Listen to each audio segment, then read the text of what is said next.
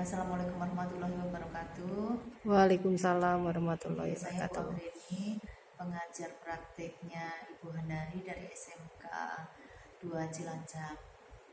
Setelah melihat video pembelajaran dari Ibu Melati tentang pembelajaran diferensiasi KSE dan disiplin positif yang pada pembelajaran itu diobservasi oleh Ibu Handari selaku CGP Angkatan 8.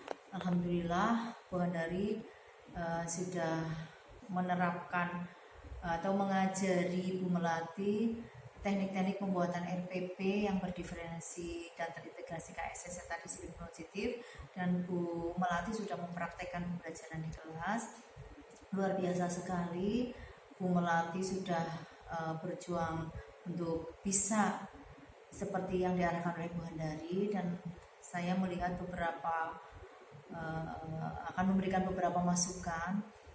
Yang pertama, Bu Melati sudah membuka pembelajaran dengan bagus, interaktif antara Bu Melati dan siswa-siswa SMK 2. Kemudian sudah berdoa juga. Terus ada asesmen diagnostiknya juga dengan barcode Bu.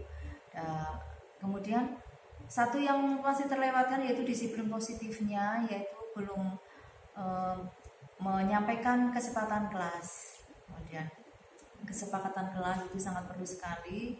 Kalau bisa sih ada yang keyakinan kelas, karena bagaimanapun kalau anak setiap hari selalu diingatkan akan kesepakatan kelas, akan keyakinan kelas yang ada di dalam diri siswa, insya Allah pembelajaran akan lebih bermakna. Nah, itu yang pertama, belum ada kesepakatan kelas, namun asesmen diagnosis sudah bagus. Kemudian ada pembelajaran diferensiasinya 3, yaitu konten, produk, dan hasil. Namun ada beberapa sedikit masukan, kayaknya dalam pembelajaran itu anak masih terlihat bingung karena mungkin baru 1 kali atau 2 kali pembelajaran bahasa Jepang. Itu saya merasakan sendiri di video itu. Jadi anaknya masih bingung apa yang dikatakan sama gurunya gitu.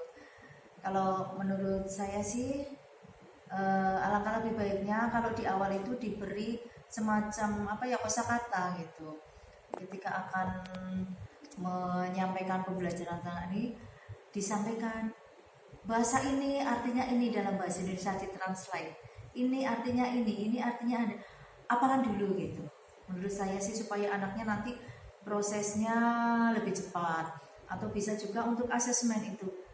Untuk asesmen ini artinya apa anak-anak? Nanti bisa tanya jawab sebentar.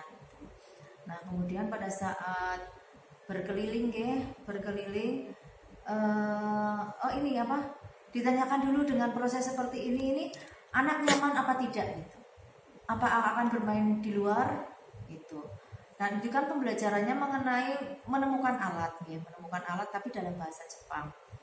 Nah, itu nantinya itu ada yang translate gitu. Menurut saya kalau menemukan sendiri sementara anak baru 2 kali pembelajaran kayaknya agak sulit gitu.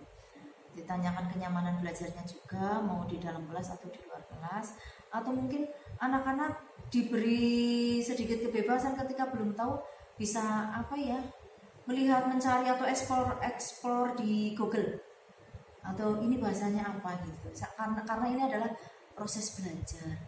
Jadi kalau ngarang-ngarang sendiri kayaknya agak susah, atau membuka kamus. Saya belum melihat tadi membuka kamus gitu.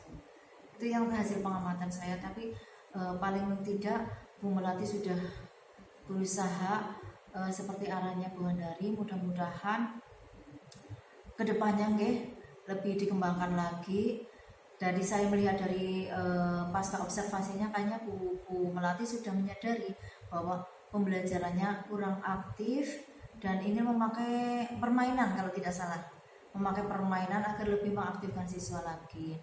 Dan yang terakhir itu pada saat penutup atau refleksi, kayaknya dalam refleksi ini masih kurang interaktif karena ada kendala dalam penguasaan bahasa anak itu. Tapi nggak apa-apa, sudah ada refleksinya. Kemudian untuk menyampaikan kesimpulannya, kayaknya ini untuk kesimpulannya masih berupa hasil atau produk, masih akademik, belum non akademik. Kalau non akademik ini apa ya, bisa digunakan pakai bahasa Indonesia kalau bahasa Jepangnya belum menguasai. Jadi non akademiknya misalnya anak-anak pada pembelajaran ini KSE di bagian apa ini, kesadaran diri, apakah anak-anak sudah merasakan gitu kan. Tadi kan yang KSE-nya kesadaran diri, kemudian manajemen diri, kemudian kemampuan berelasi gitu nggih.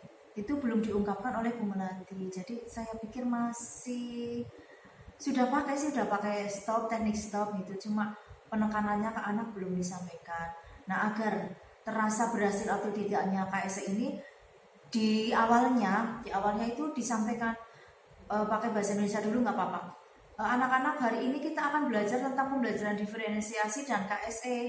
Jadi kesepakatan kita KSE pada hari ini kita mau mengambil apa? Kesadaran diri dengan mendengar secara sadar atau melihat secara sadar, atau berdiskusi gitu ya, berdiskusi dengan relasi, kemampuan berelasi anak-anak. Nanti setelah ada kesepakatan dengan anak, baru kita anak sudah tahu bahwa mendengarkan ini seperti ini, harus fokus ke pelajaran dan lain-lain. Nah, di akhir pembelajaran nanti kita tanyakan lagi.